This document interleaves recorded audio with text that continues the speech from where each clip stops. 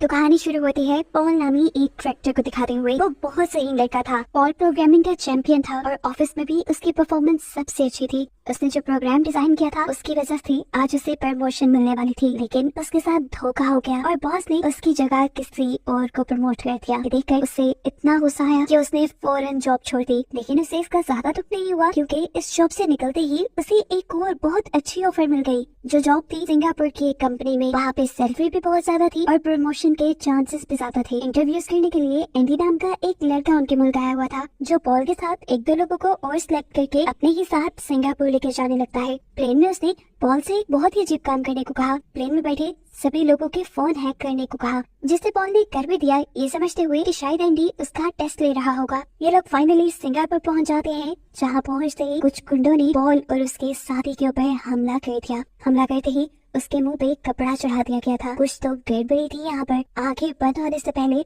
उसने इन गुंडों के साथ एंडी को भी देखा था और उसी लम्हे वो समझ गया था कि जिस जॉब की लालच में वो यहाँ तक पहुँच गया है वो जॉब जरूर एक स्कैम है। खैर, जब पॉल और उसके साथी की आंख खुली तो वो एक दूसरे मुल्क में थे। इस नए मुल्क में ये लोग एक अजीब सी फैक्ट्री के पास आकर रुके थे, जहाँ पर इन्हें मिलता है बेन, गैम्बलिंग इंडस्ट्री का सबसे बड़ा गैंगस्टर। वो इन्हें यहाँ बताता है कि तुम आज से हमारे साथ काम करोगे और अगर नहीं करोगे तो अपना अशर खुद ही देख लेना। पॉल इस बात से बुरी तरह डर चुका था। उसे अब फैक्ट्री के अंदर लेकर आया गया, जहाँ पर सभी लोग कंप्यूटर पे बैठे काम कर रहे थे। सबके मुँह से लग रहा था कि ये काम उनसे जबरदस्ती करवाया जा रहा है और जो ये काम नहीं करता था उससे टीजर गन से टॉर्चर भी किया जाता था। यहाँ पर मौजूद सभी लोग गैम्बलिंग एप्स बना रहे थे। इसके बाद इन सबको सेकंड फ्लोर पर लेकर जाया जाता है, जहाँ पर बड़े बड़े सॉफ्टवेयर इंजीनियर्स काम करते थे, जिनको प्रोग्रामिंग और डेटा माइनिंग बहुत अच्छे से आती थी। और मजेदार की बात ये थी कि यहाँ पे मौजूद लोगों को सैलरी भी पे की जाती थी, वो भी निचले फ्लोर के लोगों से ज्यादा। इसके बाद पॉल और उन सभी लोगों को बेन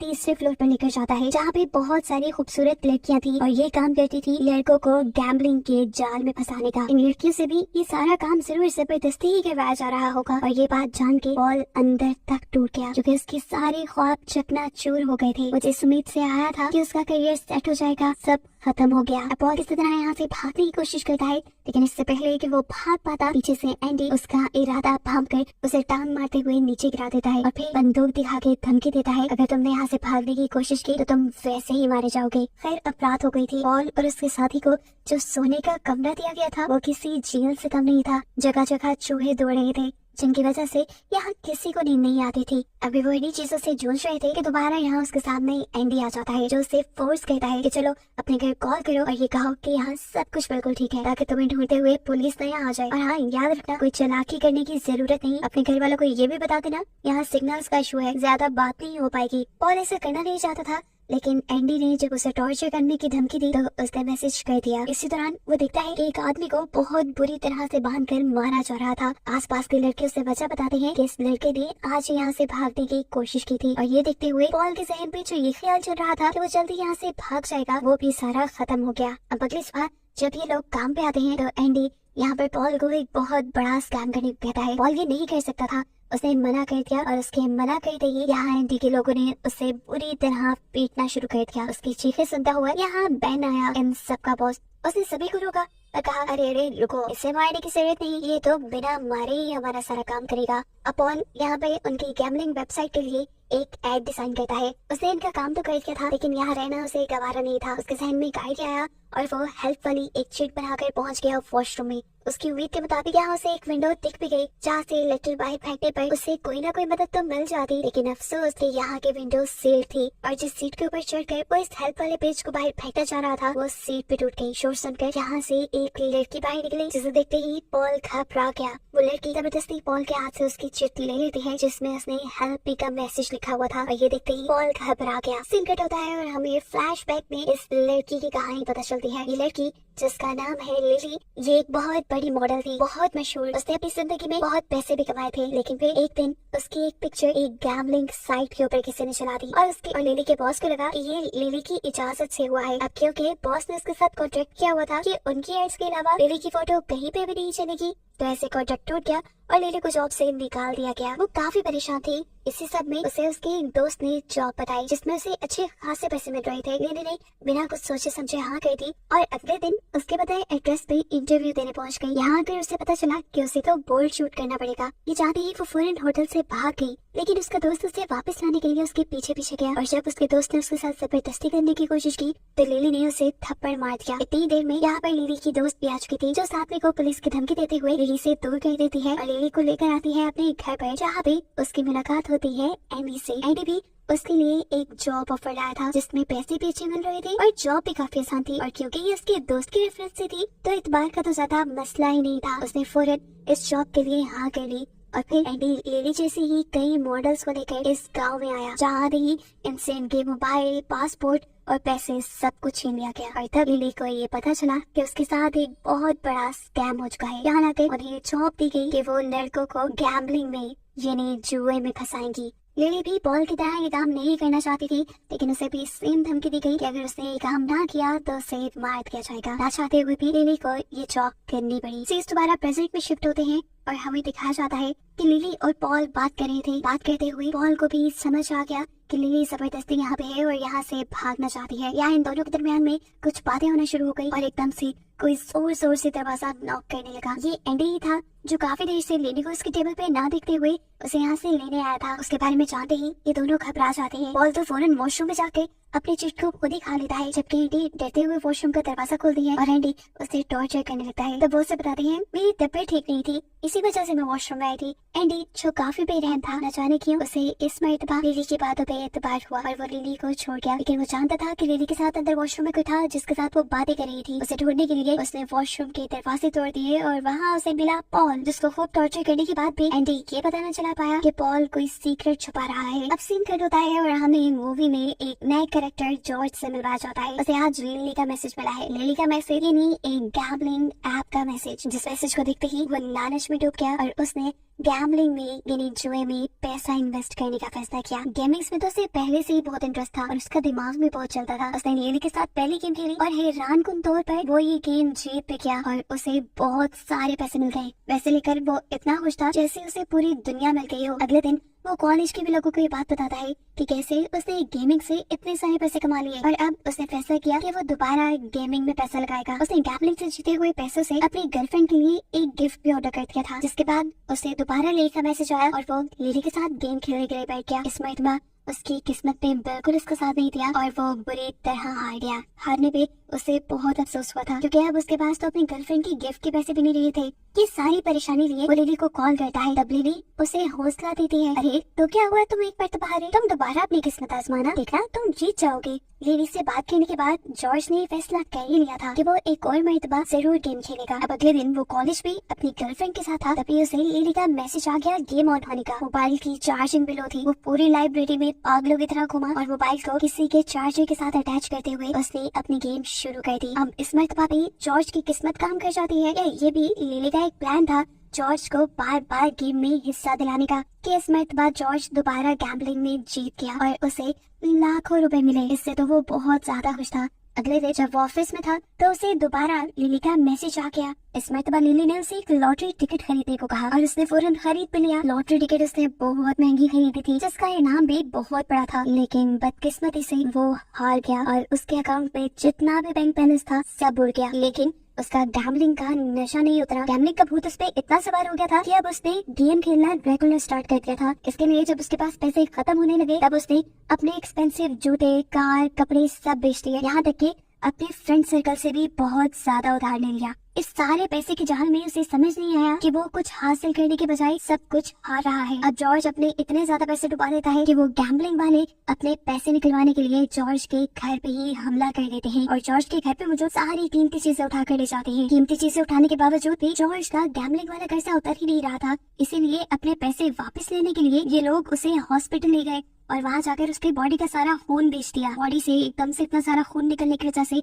वो बहुत ज्यादा बीमार हो चुका था। अपने बेटे की हालत उसके पेरेंट्स से खराब देखी नहीं गई और फिर उसके पेरेंट्स ने अपनी सारी प्रॉपर्टी बेचकर उसका इलाज करवाया, साथ ही साथ उसका सारा कर्जा भी उतार दिया। अब उन्हें उम्मीद थी कि जॉर्ज ठीक होकर ये सब कुछ नहीं करेगा, वो इस सबसे सीखेगा, लेकिन जिंदगी में इतना बड़ा हादसा होने के बावजूद भी वो बिल्कुल नहीं संभला और उसने दोबारा गैम्बलिंग शुरू कर दी। लेकिन इस मरतबा सैम यानी इसकी गर्लफ्रेंड इसका बहुत ख्याल रख रही थी और इस मरतबा जब जॉर्ज ने बेट लगाई तो हैरानकुन तौर पे वो जीत भी गया पूरे 1 करोड़। इससे पहले कि वो खुश हो जाता उसे उसकी गर्लफ्रेंड से पता चलता है कि वो उसकी बेट को पहले ही कैंसिल कर चुकी थी और ये जान के उसे बहुत ज्यादा गुस्सा आया। अब जॉर्ज जो गैम्बलिंग के लिए पागल हो चुका था, उसे किसी तरह तो पैसे चाहिए थे, इसीलिए उसने अपनी ग्रैंडमा का सारा गोल्ड भी बेच दिया, घर की सारी कीमती चीजें बेच दी। और तब भी जब उसका दिल नहीं भरा तो उसने अपनी मॉम को ब्लैकमेल करते हुए उनसे उनके क्रेडिट कार्ड का, उनके लॉकर का, हर जगह का पासवर्ड लेकर वो सारे पैसे भी गवा दिए और बाद में अपना घर भी गिरवी रख दिया और सारे के सारे पैसे गैम्बलिंग में लगा दिए। लेकिन कोई फायदा नहीं, क्योंकि अब वो कोई बेट जीत नहीं पा रहा था। असल में ये सारा एक स्कैम था। पहले गैम्बलिंग वाले खुद लोगों को जितवा कर उन्हें पैसे देकर उन्हें गैम्बलिंग का चस्का लगवाते थे और बाद में जब वो लोग पूरी तरह गैम्बलिंग में पागल हो जाते थे तो उनका सारा पैसा बटोर लेते थे। और जब ये चीज खुद जॉर्ज को समझ आई तब तक बहुत देर हो चुकी थी। उसके पास से उसका घर तक जा चुका था, उसके पेरेंट्स की सारी चीजें भी। वो सब लोग सड़क पे आ गए थे और ये जानकर उसे बहुत बड़ा सदमा लगता है। उसकी गर्लफ्रेंड ये जान लेती है कि अब उसकी दिमागी हालत ठीक नहीं है, इसलिए वो उसका पीछा करते हुए घर तक आ गई। वो चिल्लाती रही, जॉर्ज कुछ मत करना, देखना हम सब मिलकर सब ठीक कर देंगे। लेकिन उसकी सारी बातें सुनने से पहले ही जॉर्ज ने अपने अपार्टमेंट से जंप करते हुए अपनी जान दे दी। अब सीन कट होकर हमें बहन को दिखाया जाता है जो कि अपने इसी गैम्बलिंग के बिजनेस से बहुत ज्यादा पैसा कमा चुका है और इसी की वो आज पार्टी कर रहा है। अभी लोग बहुत खुश हैं ये जानते हुए भी कि उन्होंने ये पैसा लोगों को धोखा देकर उनकी जानों को खतरे में डालकर कमाया है। फिर आज लिली बहुत ज्यादा खुश थी क्योंकि उसने अपने 5 मिलियन कस्टमर्स पूरे कर लिए थे और ये किया था उसने पॉल की मदद से। जिस दिन वॉशरूम में वो दोनों बातें कर रहे थे तब पॉल ने उसे कहा था, मैं तुम्हारी यहाँ से जाने में मदद कर सकता हूँ, प्रोग्रामिंग के जरिए मैं तुम्हारे 5 मिलियन कस्टमर्स पूरे करवा दूंगा और फिर तुम यहाँ से चली जाओगी। अब इसी चीज के चलते वो बेन के पास आती है और उससे अपना पासपोर्ट मांगती है क्योंकि फाइनली अब वो घर जा सकती थी। लेकिन बदकिस्मती उसकी कि बेन ने उसे बताया कि तुम अभी घर नहीं जा सकती, तुम्हें 10 मिलियन का टारगेट पूरा करना होगा अब घर जाने के लिए। और ये सुनकर उसकी सारी उम्मीदें टूट गई। वो काम करने से मना भी नहीं कर सकती थी क्योंकि इसका अंजाम भी उसे पता था। यहाँ पर अब बेन पॉल से भी बहुत खुश था क्योंकि उसने यहाँ के सारे सिस्टम को इतना हाईटेक कर दिया था कि अब बेन को गैम्बलिंग के लिए दूसरे वर्कर्स की जरूरत नहीं रही थी। उसका सारा काम ऑटोमेटेड हो गया था कंप्यूटर्स के जरिए। इसी वजह से वो पॉल से बहुत ज्यादा खुश था और वो पॉल से कहता है, बताओ तुम्हें क्या चाहिए। और पॉल यहाँ अपने बारे में कुछ सोचने के बजाय यहाँ के सभी वर्कर्स की छुट्टी मांगता है। सब पॉल के इस फैसले से बहुत खुश थे, काफी देर से बात कर जा रहे थे, एक्साइटमेंट बहुत ज्यादा थी। जाते हुए एक लड़का पॉल से मिलकर भी जाता है जिसके हाथ में पॉल ने सीक्रेटली एक नोट दे दिया। इस नोट के अंदर बहुत कुछ लिखा हुआ था। असल में ये पुलिस के लिए एक सिग्नल था और नोट पकड़ने वाला लड़का भी ये बात समझ गया।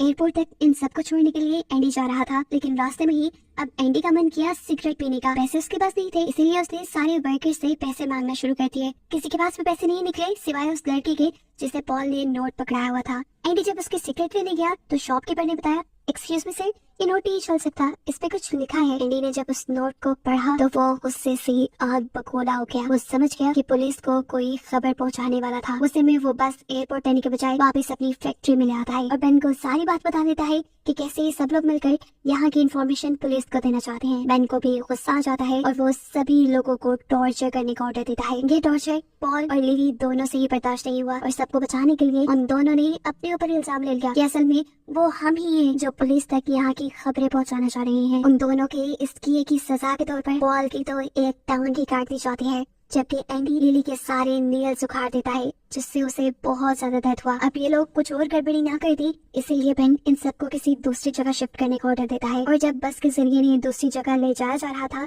तब लिली ने हिम्मत की और उसने विंडो से बाहर जंप कर दी। वो भागते हुए फौरन पुलिस स्टेशन पहुंची और उसे जाते ही बेन और एंडी के खिलाफ रिपोर्ट कर दी, ये जाने बगैर कि यहाँ की पुलिस भी बेन और एंडी की खरीदी हुई है। थोड़ी देर बाद एंडी लिली को लेने के लिए यहाँ पहुँच जाता है। उसके साथ जो आदमी थे वो अब लिली को टॉर्चर करने लगे थे और लिली इस सारे टॉर्चर की वीडियो बना रहा था। बहुत ज्यादा टॉर्चर करने के बाद लिली को एक बोरी में डालकर ये लोग पानी में फेंक देते हैं। इसके बाद एंडी के जब सभी लोग यहाँ से चले जाते हैं तो वो लिली को पानी से बाहर निकाल देता है और उसे उसका फोन और पासवर्ड वापस कर देता है। और यहाँ हमें मालूम हुआ कि एंडी सीक्रेटली लिली से प्यार करता था और वो लिली को वापस इसीलिए नहीं लेकर गया क्योंकि बेन उसके साथ बहुत बुरा सलूक करता और बेन को यकीन दिलाने के लिए कि लिली मर गई है उसने ये सारा नाटक किया। लिली भी यहाँ उसका शुक्रिया करती है और फौरन एयरपोर्ट पे चली जाती है, जहाँ एयरपोर्ट पे उसे मिली अपनी ही दोस्त जो कि एयरपोर्ट सिक्योरिटी में जॉब करती थी। लिली ने घबराते हुए उसे सब बता दिया जो उसके साथ हुआ था और बेन की सारी गैम्बलिंग एजेंसी का भी राज फाश कर दिया। यहाँ उसे मालूम हुआ कि बेन की गैम्बलिंग की चैन इतनी बड़ी है कि उसे इतनी आसानी से पकड़ा नहीं जा सकता। इसलिए पुलिस ने भी बहुत ही होशियारी से बेन को पकड़ने का एक प्लान बनाया और चुपके से पॉल के पास एक नोट भिजवाया गया जिसपे एक डेट और टाइम लिखी थी